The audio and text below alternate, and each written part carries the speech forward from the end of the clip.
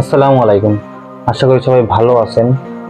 আমিও ইনশাল্লাহ ভালো আছি, কিন্তু বর্তমানে এই পরিস্থিতিতে ভালো থাকার মতন পজিশন আমাদের কারোরই নেই।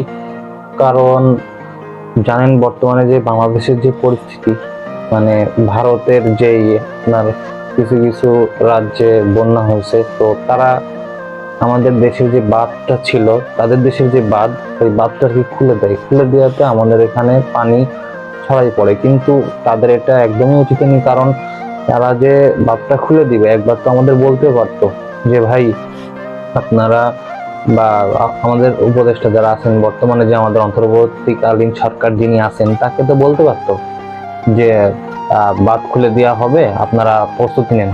তারা কিছু না বলেই, কিছু না করেই, কোনো কিছু সিদ্ধান্ত না জানায় তারা হচ্ছে আপনার তাদের বাঁধটা খুলে দিছে।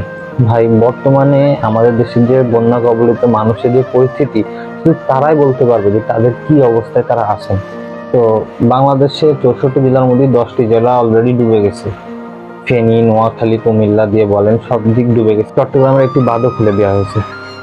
এখন আমার কাছে কথা হচ্ছে যে ভাই, আমরা সবাই এখন যে যার পক্ষ থেকে হোক, যেভাবেই হোক, যা পারি, 10 টাকা, 20 টাকা, 100 টাকা, 1000 টাকা, যে যা পারি সবাই সাহায্যের হাতটা বাড়াই দিই। বন্যা কবলিতদের জন্য আমরা এই ত্রাণটুকু করতে পারি।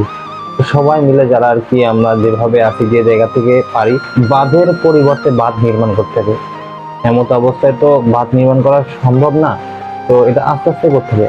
আমাদের বাইরে থেকে 1,55,00,000 প্রবাসী, তো সবাই যদি 1000 টাকা করে দেয়, তাহলে আমাদের 1250 কোটি টাকা হবে।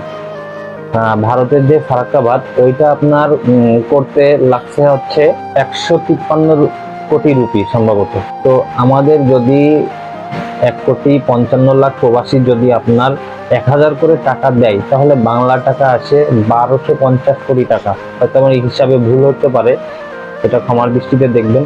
কিন্তু এই যে 1250 কোটি টাকা যদি বর্তমানে যদি ওই টাকা দিয়ে যদি একটা বাঁধের পরিবর্তে বাঁধ হয়, তাহলে ফারাক্কার থেকে বড় বাঁধ হবে। তো আমরা প্রবাসীরা ভাই যারা আছি, তারা সবাই এগিয়ে আসুন।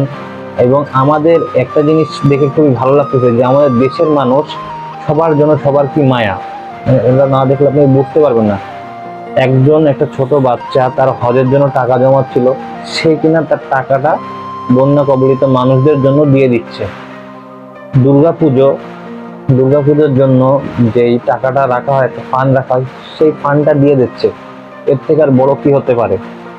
এই হলো অরিজিনাল মাতৃভূমি, মানে দেশের প্রতি টান।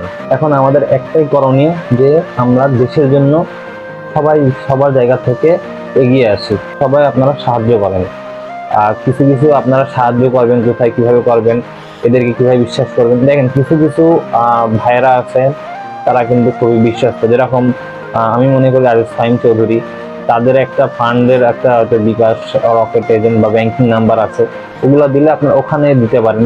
তারপর তাশরিফ ভাই আছে, তাশরিফ খান, তো তার আইডিতে হয়তো দেখবেন তারা পোস্ট দিচ্ছে যে ফান্ডের জন্য মুখ নাম্বারে, বিকাশ নাম্বারে কিংবা ব্যাংকে টাকা পাঠান। আর একটা হচ্ছে আপনার আজ সুন্না, আপনি ওখানেও টাকা পাঠাতে পারেন। তারপরে আমাদের যে বৈষম্য বিরোধী ছাত্র আন্দোলনের যারা সমন্বয়ক ছিলেন ঢাকায়, হাসনাত আব্দুল্লাহ, তারাও একটি নাম্বার দিয়েছেন। ওখানে ওই নাম্বারও কিন্তু আপনি ইচ্ছা করলে টাকা বিকাশ করতে পারেন, রকেটের মাধ্যমে কিংবা নগদের মাধ্যমে দিতে পারেন। তো যেই কয়টা আমি ব্লগারের নাম বললাম, এদের মাধ্যমে ম্যাক্সিমাম টাকা পাঠাইলে হয়তো আপনি সেফলি থাকবেন। আর এটা যেহেতু আপনি আল্লাহ রাস্তায় দিয়ে দিচ্ছেন, ফি সাবিলিল্লাহ বলে দিয়ে দিবেন।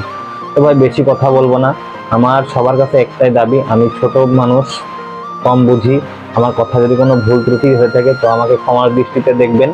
কিন্তু কথাটা হচ্ছে যে সবাই দেশের জন্য এগিয়ে আসেন। সবাই দেশের জন্য এক হয়ে কাজ করলে আমরা দেশটাকে অনেক দূর নিয়ে যেতে পারবো। সবাই ভালো থাকবেন, সুস্থ থাকবেন। আসসালামু আলাইকুম।